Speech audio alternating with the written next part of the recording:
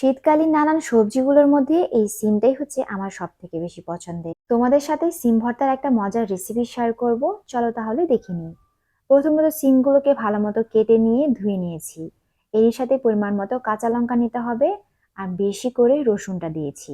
তারপর এগুলোকে লবণ আর অল্প পরিমাণে পানি দিয়ে সেদ্ধ করতে হবে। পানিটা এমন করে দিয়ে নেবেন যাতে করে পানিটা সেদ্ধ হওয়ার পর পুরোপুরি শুকিয়ে যায়। তারপর সেদ্ধ হয়ে গেলে ঠান্ডা করে নিয়ে পাটাতে তুলে নিচ্ছি। ভর্তাটা আমি পাটায় তৈরি করব। সাথে দিয়ে নিলাম ধনেপাতা কুচি। ধনেপাতাটা দিলে ভর্তার স্বাদ আরো বেড়ে যাবে। ভালো করে পাটাতে বেটে সবশেষে সরিষার তেল আর পরিমাণ মতো লবণ দিয়ে মেখে নিলেই ভর্তাটা রেডি হয়ে যাবে।